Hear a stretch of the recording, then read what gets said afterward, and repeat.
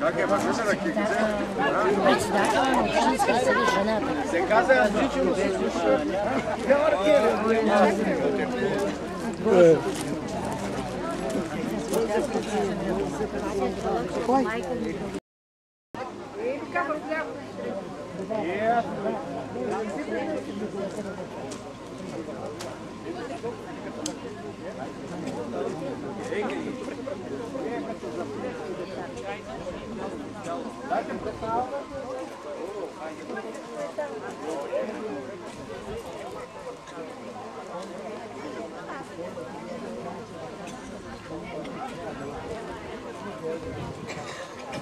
Айде да се запамети.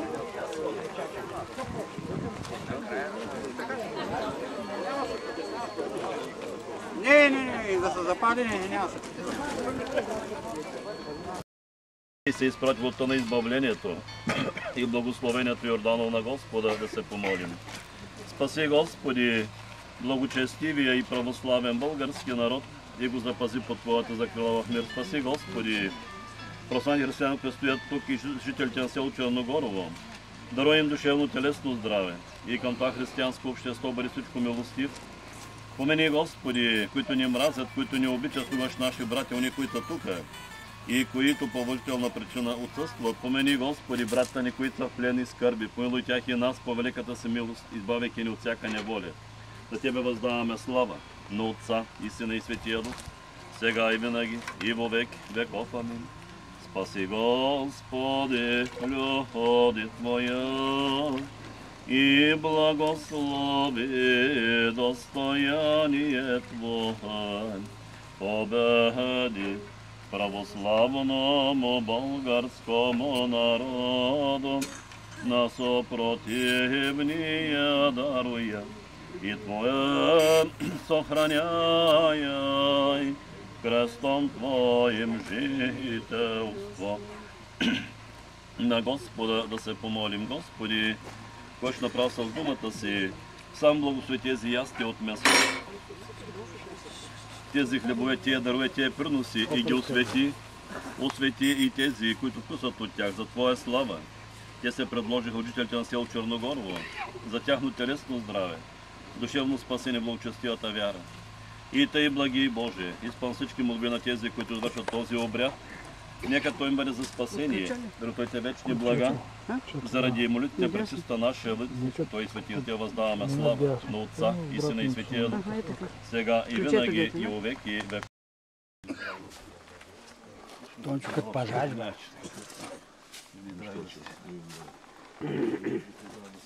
Айде да сте живи и здрави.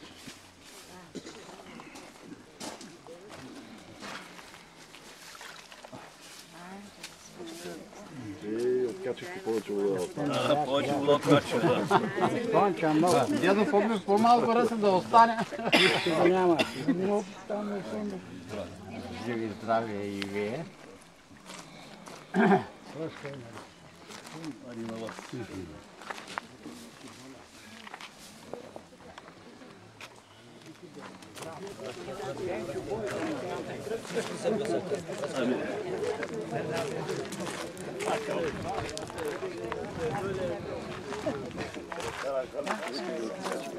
Ами, аз слышал да река риска пример да кара.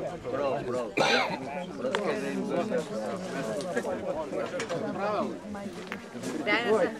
Кратикова, дядо, попите с късе пътя. Ръсни към мен. Да, бе, това си ми вас. Това е важна фигура.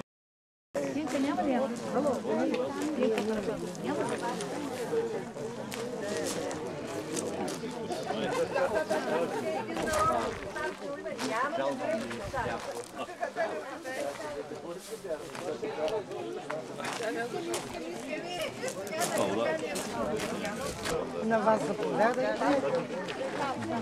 Чакай на учето.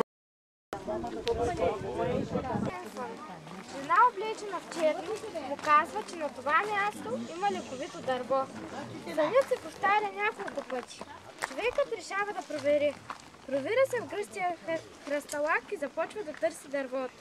Оглежда всяко кътче и най-накрая вижда чудото – Божия знак. Дървото от началото на дънера до средата на ствола е разделено на две, като отворена врата. Тончо Генев почиства мястото. То става проходимо и достъпно за хората. В селото започва да се говори за Божието дърво. Добри хора помагат да се изгради малко параклище. Вярващите идват, провират се през дървото, палят свещи, връзват кончета, оставят иконки и други предмети, укрилени от надеждата, че ще намерят изцеление и благодарни за Божията помощ. Историята не свършва до тук. И други хора сънуват дървото, но и вода до него. Организират се селяните, кой с пари, кой с труд, и вода излиза. Правят кладенче, за да може всеки дошъл до дървото да пие от водата. Надяваме се, че това Божие творение ще помогне на много хора. Нека всеки, който го посети, вярва, че има добро, че има изцеление и спасение. Нека днес да се помолим за здраве, късмет и благополучие. Нека бъдат благословени всички добри хора, които помогнаха сънят да се превърне в истина и които направиха възможен този празник тук днес. Браво.